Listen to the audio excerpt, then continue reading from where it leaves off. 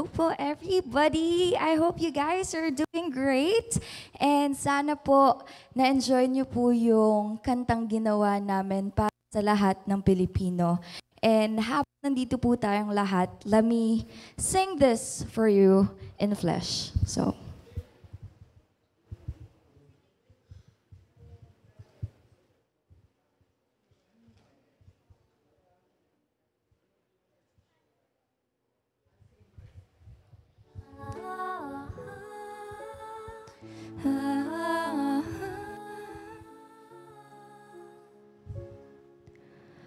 habang ang bansa'y nagdurusa sa lindol, baha at kahirapan,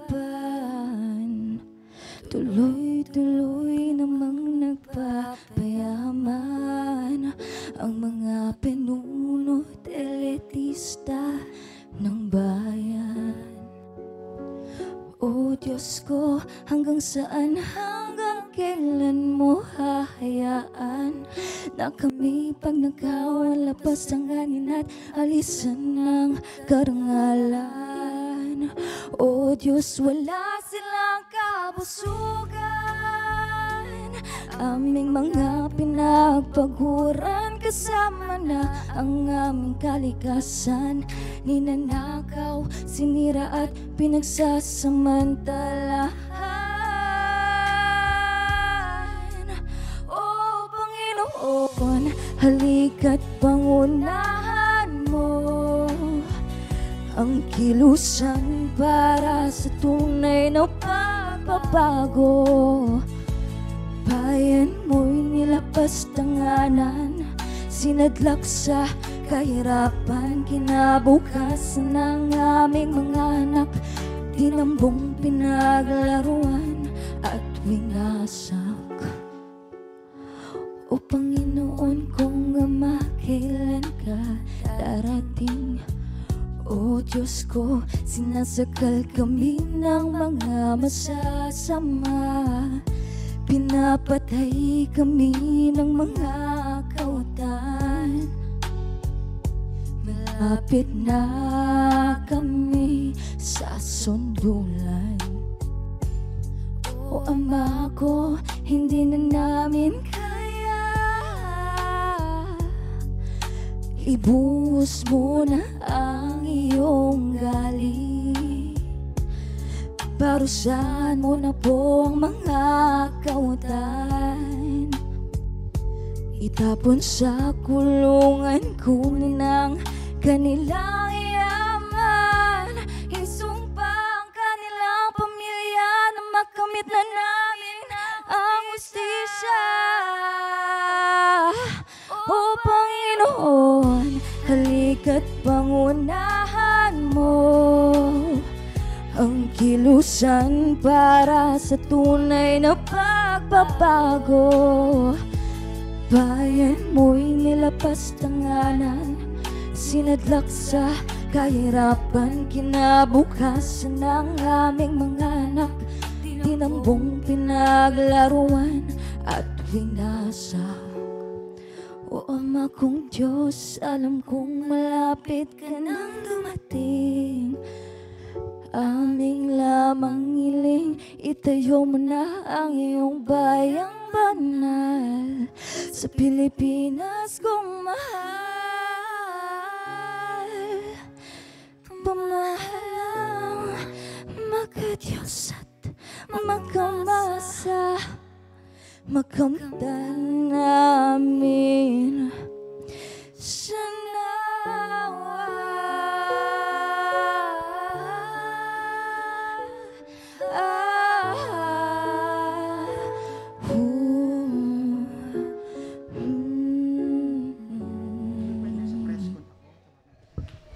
Ayan mga kaibigan, salamat po. di ba? In flesh and blood, in the flesh, si Miss Jana Z.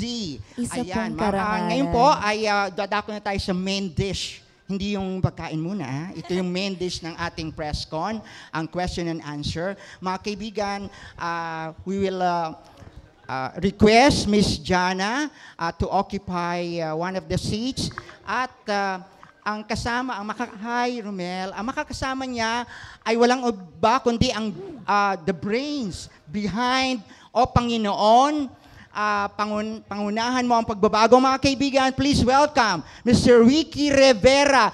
Kasi he can say a mouthful. Definitely. Siya yung Siya naman ang utak behind the sa scenes. likod ng O Panginoon. Yeah. Magandang umaga sa inyong lahat. Context lang dun sa kanta. Uy, Benedict, kumusta ka na? Nabuo po yung kanta dahil po sa pagnanasa po ng ilang mga individual katulad ni Attorney J.B. Bautista, ni Attorney Erin Tanyada na magbuo ng tinatawag na Artikulo 11. Yung Artikulo 11 po, isa pong movement ito para yung mga public officials natin at mga private individuals, galangin po yung tinatawag na Artikulo 11 ng 1987 Constitution. At ano po yun? Pwede bang mas maganda yung iyong profile kung uupo ka doon? Meron ding microphone doon kay Ricky. Ayan, si Mr. Ricky Rivera, the brains behind O Panginoon, pangunahan mo ang pagbabago. And of course, our interpreter, Miss Jana Z. Ayan, yung dalawang yan. So, pagpatuloy mo muna kasi binibigyan tayo ng backgrounder, binibigyan tayo ng briefer ni Mr. Ricky Rivera kung paano nag-evolve itong kantang O Panginoon, pangunahan mo ang pagbabago at ang Artikulo 11. Ayan. Ulitin mo from the top, Opo. Mr. Ricky, para mas may impact. Good morning po sa inyo lahat at una sa lahat, nagpapasalamat po kami at nakadalo po kayo dito sa aming press con dito sa The Tribute Hotel. Bagong-bago pong hotel to ng kaibigan natin. So, yung iba sa inyo, kung gusto nyo mag-staycation, sabihin nyo lang, text nyo lang dun sa amin. Anyway, ito pong kantan po ito ay nagmula po ito one Saturday morning na kung saan medyo po kasi at the fit of, enlightenment or what, sa galit ko po kasi, nakagawa ko ng mga 7 kanta. Ito po yung isa lang sa mga kanta na ito na makikita nyo po dun sa Artikulo 11 album na nasa 56 music streaming apps na po. Pero itong particular na kanta po ito na in-interpret po ng ating napakagandang singer, si Jana, ito po yung nag-encapsulate ng filosofiya po ng Artikulo 11. At ano po yun? Yung public office is a public trust. At kami po, naniniwala po kami, hindi lang ng Artikulo 11, kundi iba't iba pang mga organisasyon, tulad ng Everything for Good, yung nag-i-sponsor po ng The Agenda dito every Friday. Nang pagbabago po, hindi lang ang political, kundi yung moral. Yung po kasi yung nawala sa atin, yung tinatawag na moral economy.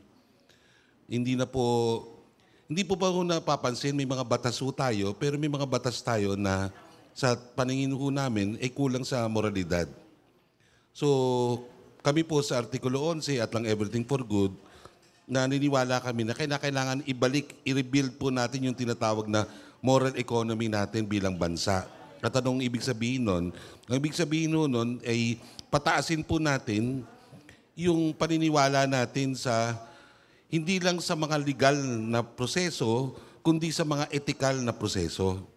Yun po yung itinutulak namin. At naniniwala po kami na walang pwedeng magbago sa lipunan natin kung hindi po pangungunahan ito ng Diyos. Kaya nga po ganun yung kanta. Imbis na ang simbahan, imbis na ang civil society, mga politiko, businessman ang manguna, ang Diyos dapat ang manguna. Dahil yun po yung nawala sa atin, di po ba? Di ba palagi sinasabi, maski nung Pangulo natin, nawalan ng hiya. Bakit nawalan ng hiya? Dahil nawalan ng respeto rin sa Panginoon. Nawalan ng respeto sa kapwa Pilipino. Dahil kung may respeto ka sa Diyos, may paniniwala ka sa Diyos, mamahalin mo yung kapwa mo, hindi ka magnanakaw. So yun po yung mensahe ng ng kanta po ni Jana, no? Na dapat ang Panginoong Diyos mismo ang manguna sa atin. no, dun sa pagbabago. At ang pagbabagong sinasabi po namin dito, hindi yung pagbabago ng mga mukha, pagbabago po ng sistema, yung mga institusyon. Dahil iyan po, kahit magbago tayo ng mukha, halimbawa, di ba may mga panawagan na kailangan mag-resign, etc. Ang Pangulong Ferdinand Bongbong Marcos at palitan. Kahit na palitan natin yung mga mukha, kung di natin pinapalitan yung sistema, lalo na yung mga institusyon na kung saan nagbibigay ng oportunidad para sa mga kawatan na magnakaw, wala hong mangyayari. So, kaya nga po sana, kaya po namin din inilagay itong presko na ito after the November 30 kasi ang isang panawagan din po namin, sana matulungan nyo rin ho kami, na huwag tayong makalimot. Huwag ho natin kalimutan itong naganap. At dapat to may patunguhan talaga na konkreto. Okay po? Kasi ngayon, mag-Christmas, di ba?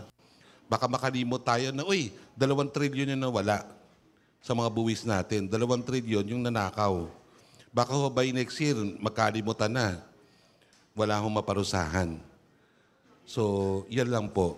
Medyo, hindi po political, again ito po ay hindi political, kundi ito ay isang kilusan para sa moral recovery po natin. Again, ang pinapanawagan po namin, makapag-build tayo ng moral economy of patriotism. Yung pagmamahal sa inang bayan. Hindi po yung moral economy ng patronage, kasi yun po yung nangyayari ngayon. No, yung pag-uutang na loob, di ba? So, yan lamang po. At kami po natutuwa, 10 ng Artikulo 11 at ng Impact Publishing, na kami very honored na si Jana po ang nag-interpret sapagkat kung makikita niyo po dun sa kanta, damang-daman niya kung ano yung gusto naming iparating sa atin. No? At nagpapasalamat ako sa kanya, pati sa mga parents niya, na pumayag para ma-interpret itong kantang ito. Maraming salamat po. Mr. Ricky Rivera, palakpakan po natin ang masigabo si Mr. Ricky Rivera. At ngayon po ay bukas ng ating question and answer, ang ating open forum. Pero gusto kong simulan sa pagtatanong ko kay Jana. Jana, pakibigyan mo kami ng background ng iyong personality, ng iyong pagiging talent, no? At saka yung private, mga private things about you, like kung nag-aaral ka pa ba, whatever, no? Whatever you can say, please. Okay, I would just like to reintroduce myself. I'm Jana Zaplanpo. I'm an ABS-CBN Star Pop artist. I also graduated as a pilot. I'm a commercial pilot license holder, and I have instrument rating as well. And of course, a little bit of my hobbies on the side are sports also, like volleyball, badminton, anything in between. Basta kahit anong activities, I'm an adrenaline junkie. So, sa lahat po I'm willing to try everything, kumbaga. So just like here, this is actually my first time to sing such songs kasi ever since po I came into the industry, all of my songs are pop, puro danceable, puro self-growth, self-love, and I think this is the perfect time for me to tweak that and change and use this platform to be the voice of our generation. Actually, not just our generation, but everybody else's generation. Kasi magandang, magandang platform ang musika. Dahil hindi man natin to masabi ng paganto, at least through music, na-express natin yung totoo nating saloobin tungkol sa mga nangyayari sa ating lipunan. And I'm just so honored and grateful for Sir Ricky and his family, si Ma'am Cheat, for giving me this opportunity, and sana na-justify ko po yung kantang ginawa niya kasi it speaks so much of what we need. It's a cry for help kay Lord. At the same time, it's a cry for help sa lahat ng tao. Kasi kung wala din tayo, kung hindi din tayo gagalaw, wala ding mangyayari sa atin. So let's combine our faith and our actions together, and I think we will be able to reach that goal, which is a great community, a great country, and a united country. Ayun po. Salamat, Jana. At bago ang iba pang mga katanungan sa ating mga kasamahan sa press, mamaya hinihiling yan uli natin si Jana ng another song, ng another, another turn ng kanyang pagkanta uli ng O Panginoon, Pangunahan Pagbabago para sa ating mga kaibigan, para sa ABS-CBN, sa TV5 mamaya-maya. Pero narito si Romel Gonzales ng PEP para sa kanyang mga katanungan.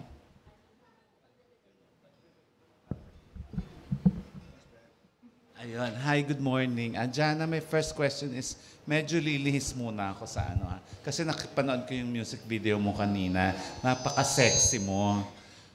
If ever ba may offer sa'yo na gumawa ng pelikula na medyo mala Viva Max ang dating, tatanggapin mo? Hello, ayan. Naku po, with that being said, I don't think I'm ready for such roles at all. Kasi to be honest, some people are actually inviting me to try pageantry as well. Oh. And I kept on telling them na parang I need to overcome my fear pa. Kasi I need to have that confidence in, sa swimsuit competition and everything. And parang hindi ko po siguro nakikita yung sarili ko, honestly speaking, on that side of the industry, of the film industry. Maybe another genre, I guess. Maybe comedy, maybe drama, anything far from that po siguro. So since nabanggit mo, kahit pageant, like Miss Universe Philippines, hindi ka sasali? I would love to join. It's part of my dream. I'm just really gaining that confidence in myself na ready talaga ako sumabak. Para, syempre, i-representa natin ang ating bansa. So, ibigay ko na sana ang lahat pag nagkaroon po ako ng opportunity. Ayun. Tapos, narinig namin yung mensahe mo sa kanta mo kanina. Gusto naming marinig ngayon mismo sa'yo, ano ang nararamdaman mo sa malawakang korupsyon at nakawan na nagaganap sa bansa? Sa totoo lang po, I have no words sa lahat ng nangyayari sa atin. Though I am fully aware of what's behind. But kaya nga po nandito din kami para masabi po namin kung ano yung natotoo. Kasi as an introvert, I don't really speak that much. So this was a great platform for me na masabi ko talaga kung ano yung damdamin ko regarding sa kung ano yung nangyayari. And I'm just so glad that a lot of people are speaking out, are voicing out their insights and their opinions regarding it, especially just like yesterday na nagkaroon ng malawakang protesta against corruption. And ang masasabi ko lang po, sana talaga mapanagutan na ng mga nasasangkot dun sa kung anumang corruption ang nangyayari. Managutan na sila at maibigay sa atin kung ano ang dapat sa atin po. Okay, thank you, Jana, and Thank you so much po. congratulations. Thank you, Romel Gonzales ng PEP. At bago tayo magpatuloy, gusto kong tanungin si Sir Ricky Rivera, bakit si Jana ang napili mong mag-interpret ng iyong composition? Unang-una, impress ako sa boses niya. Ikalawa, impressed din ako on how she actually interprets a song. So, and also of course, syempre napakagandang bata ito at ika-apat din, ang tingin ko, representante siya ng henerasyon niya eh. No?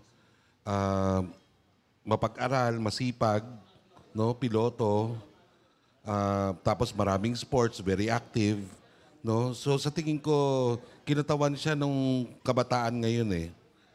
At kinakailangan natin makipag-usap dun sa henerasyon ngayon, yung henerasyon namin. Di ba? Henerasyon nila. Ano namang henerasyon nila? Gen X. Gen X ba? Hindi, Gen Z. Di ba? Oo. Kaya nga minsan, sinasabi ko sa kanya, bakit di Jana C eh? Di ba? Anyway, nasa kanya na yun. But I'm very glad at marami din ang natuwa, lalo na yung mga obispo at ilang pang mga religious leaders dun sa naging interpretation niya ng song. So I congratulate her for that. Thank you, Ricky. At ang ating kapatid sa hanap buhay, si Marlene from Bridge Talk Magazine. Hello. Una, binabati ko kayo. Sir Ricky, congratulations. Napakagaling ng iyong production. Sa production talaga, napapatayo ako. And then, Miss Jana, thank you so much din. Napakagaling mo rin. Salamat po. Ito pong ginawa ninyong video ay napaka-inspiring. Too much talaga.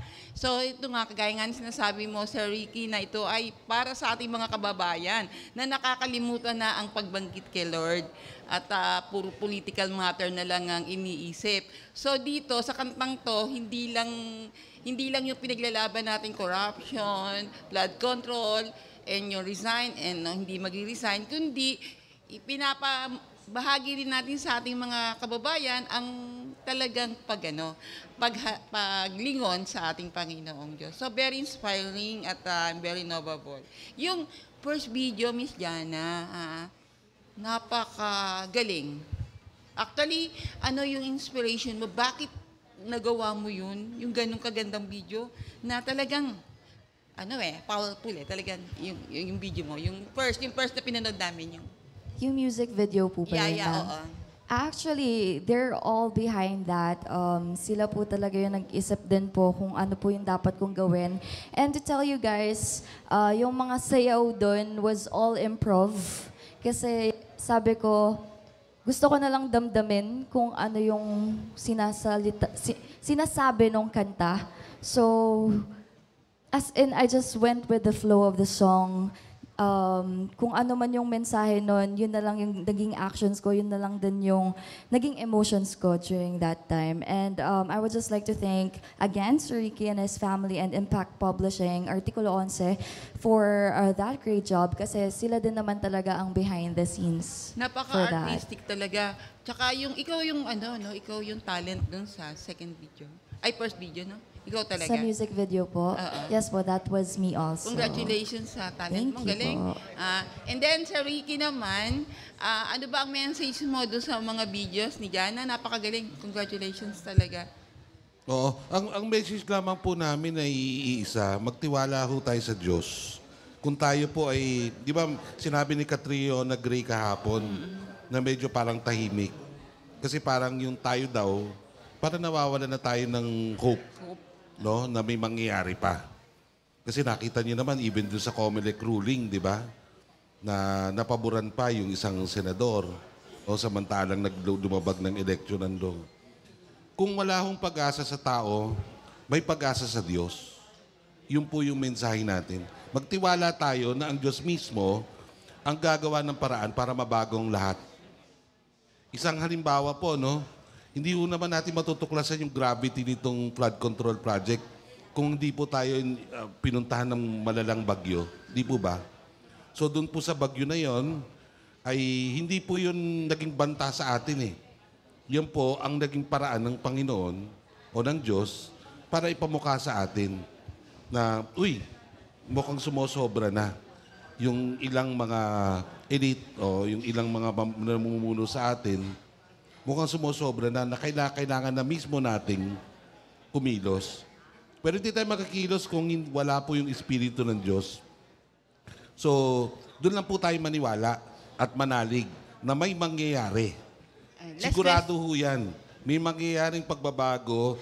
Baka hindi itong December, kasi hanggang December 15 lang daw ang ulian. Malamang yan, baka Enero, Pebrero, or Marso. Magkakaroon pa ng mas matitinding pang mga pagbabago. At dulot po ito ng paniniwala na palagi nakikinig sa atin ng Diyos. Nakikinig dun sa mga panalangin natin, sa galit natin, at dun sa mga pangarap natin. Hindi po tayo iiwanan ng Diyos. Kaya nga po sinasabi natin, ang Panginoon mismo ang maguna. Let Him lead. At tiyak na tiyak yon kung ang Diyos ang mangunguna, mayroong resulta na mangyayari. So, definitely, meron po yung mangyayari. Okay, last question. Since meron na tayong song, may videos na tayo, meron ba tayong pinapangarap o someday na after ng mga kaguluhang nangyari dito sa Pilipinas ay maging YouTube channel siya o meron bang subscriber or paano ba sa marketing and promotion? Actually, magandang tanong po yan. Ini-encourage po namin ang lahat ng artista ng bayan na tuloy-tuloy dapat eh. Kasi ang magiging banta sa atin sa mga susunod na panahon, yung tinatawag na amnesia, yung pagkalimot. Kasi ngayon pa lang, may aktibo na talagang campaign para makalimot tayo doon sa nangyari eh. Hindi po dapat tayo makalimot. At maaring ma-maintain yan sa pamamagitan nga ng mga kanta, ng mga konsyerto. Cultural po ang dapat eh. Ang dapat cultural ang mangyari. Magpahayag pa rin yung mga tao ng mga saloobin nila through social media, no? O kaya yung mga artistang bayan natin, palaging kung may mga concert sila, samahan nila ng kaunting kanta tungkol sa bayan. Yan po, para hindi natin makalimutan. Kasi the minute na makalimutan natin ito, tiyak na tiyak ko, walang mapaparusahan. Mga dilis lang yung mga mapaparusahan, pero yung mga malalaking isda, makakatakas yan. Para tayo sinampal nun, di ba po? Parang hindi ka ginalang. Ito po hindi lang, ang nangyari sa atin, hindi lang po tungkol sa pera eh. Ang nangyari sa atin, binastos tayo, pati yung dangal natin na wala. At ang punot, alam niyo kung bakit ko nasasabi, even yung dangal, marami ako nakakakwento ang mga OFWs natin. Nagbago daw yung paningin sa kanila ng mga dayuhan dahil din sa nangyari. Parang nag-lessen yung trust sa kanila. So, ibig bagang sabihin yan, tayo mismo nawala ng dangal bilang isang lahi. At kinakailangan i-recover natin yung dangal na yan. Hindi po pwedeng hindi. Dahil kaawa-awa tayo. Hindi lang ngayon hindi lang tayo. Kundi mga anak natin, mga apo. Magdudusa dyan kapag hindi natin nakuha yung karamtamang hustisya. Pag walang hustisya, sigurado ko po, tatamaan talaga tayong direkta niyan. Hindi lang ekonomiya tatamaan, more so yung pagtingin sa atin ng mga dayuhan. So sana, yung mga artista katulad ni Jana, tuloy-tuloy. Huwag tayong, wag tumigil yung mga artista. No? Perform, kanta, pelikula, poetry o whatever, in whatever form, kinakailangan i-sustain natin yung awareness at concern dito sa Malawakan Dayaan. At sigurado ko by next year, magkakaroon ng magandang resulta yan. Okay, thank you so much. Thank you. Mayroon pang ibang katanungan. Si Rambo Labay ng Radyo Kayo Manggi. Ang tanong ko kay Jana at kay Sir Ricky. Jana, mukhang meron kang pinaghuhugutan doon sa kanta. Although, hindi naman ikaw yung kumanta, gumawa ng lyrics. Pero, yung kanta, parang ang lalim no? Ang lalim. Parang merong malalim na hugot. Saan ba galing to yung pinaghugutan mo? Siyempre, bilang Pilipino, nararamdaman ko po yung paghihirap ng bawat isa.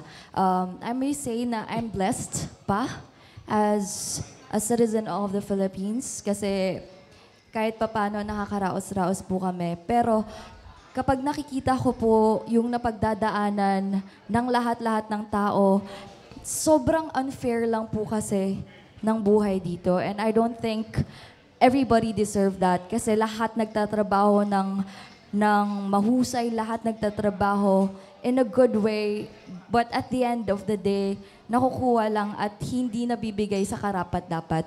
So, I just want to inspire younger generations, actually the future generations, to become woke, to be aware of their social responsibilities in life, and actually mas malaman pa nila kung ano talaga yung nangyayari sa gobyerno kasi in the future, yun naman yung paghahawakan nating lahat Magbabayad tayo ng taxes,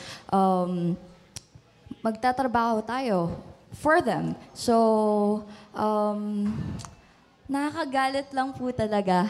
And I can't wait to make a change kahit sa maliit na paraan, paunti-unti, through this song, through this music, and through those little, actually not little, big protests na nagkakaisa tayong lahat. Sir Ricky, nabanggit mo na marami kang mga nakausap, no, sa ibang OFW. Parang hiyang-hiya na ang mga Pilipino pag sinabing Pilipino. Ang connotation nila, corrupt. Sa Singapore, ibig sabihin malinis. Sa Japan, honest. No? May mga identity. Itong lyrics na itong kanta, napakaganda. No? Kumpleto na lahat. Lalo na itinataas nating ang Panginoon. Saan galing to, Sir Ricky, Boss Ricky, itong kanta nito? Parang ang lalim, parang talagang tunay na pagbabago na. Kasi iba yung kanta katulad ni Freddy Aguilar, di ba? Yung mga kanta, yung kantang nagkaisa, pero kinanta ngayon yung nakaraan, walang dating Ito iba Saan galing to para sa iyo, Ricky? Yung lyrics na ito na buo. Opo. Actually po, nanggaling yung sa inspiration nung pagbabasa ho namin at pag-aaral ng Artikulo 11. Yung Article 11 of our 1987 Constitution. Gayun din po dun sa preamble po natin ng Konstitusyon. Marami ho kasing para nakakalimot na dun sa ating mismong saligang batas, nandoon po yung tinatawag o terminong Almighty God. So, yan po yung pinangahawakan namin at hindi lamang po ako sa Artikulo 11, kundi napakarami na hong mga lawyers po natin, even mga public and government personalities ang naniniwala na kinakailangan ay mapatindi yung kaalaman natin at paniniwala dun sa Artikulo 11, Artikulo 11. So basahin niyo po yon, yung public office is a public trust. At ito pong provision na ito ay ito po ang pinaka nito, yung ASAL, ASAL ng isang government official at maging ng private Filipino individual. So yun po, doon po nanggaling yun yung pananalig namin na kinakailangan itayo natin yung moral economy ng bansa. Kung hindi, wala hong mangyayari ho talaga. At this point, may we call again Miss Jana C. for a repeat performance of her song, O Panginoon, Pangunahan ng Pagbabago, for the benefit of our colleagues who missed your performance a while ago. Sige po, sir. Thank you po. Babalik ka si Ricky, ha? Okay. Let's do this one more time para mas lalo nating maramdaman ang galit. Hindi. Mas lalo nating maramdaman kung ano yung dapat nating isinisigaw sa ating gobyerno. Mabigyan natin ng justification, lahat-lahat.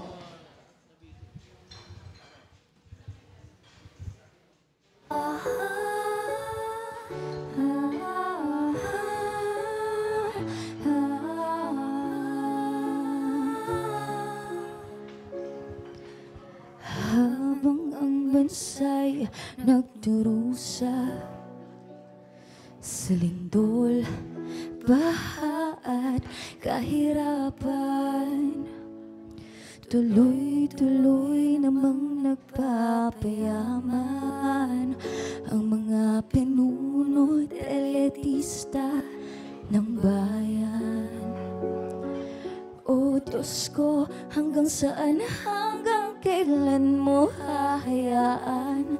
Kami pagnakawan, lapas tanganin at alisan ng karangalan. O Diyos, wala silang kabusugan. Aming mga pinagpaguran, kasama na ang aming kalikasan. Ninanakaw, sinira at pinagsasamantalahan. O Panginoon, halika't pangunahan mo ang kilusan para sa tunay na pagbabago. Bayan mo'y nilabas tanganan, sinadlak sa kahirapan. Kinabukasan ng aming mga anak, tinambong pinaglaruan at winasak. O Panginoon kong Ama, kailan ka darating? O Diyos ko, sinasakal kami ng mga masasama. Pinapatay kami ng mga kautan. Malapit na kami sa sundulan. O Ama ko, hindi na namin kaya. Ibuhos mo na ang iyong galit. Parusahan mo na po ang mga kawatan. Itapon sa kulungan, kunin ang kanilang yaman. Isumpa ang kanilang pamilya nang makamit na namin ang hustisya. O Panginoon, halika't pangunahan mo ang kilusan para sa tunay na pagbabago. Bayan mo'y nilapas tanganan, sinadlak sa kahirapan. Kinabukasan ng aming mga anak, tinambong pinaglaruan at winasak. O Ama kong Diyos, alam kong malapit ka nang dumating. Aming lamang hiling, itayo mo na ang iyong bayang banal sa Pilipinas kong mahal. Bahalang makadiyos at makamasa, makamtan namin sa nawa.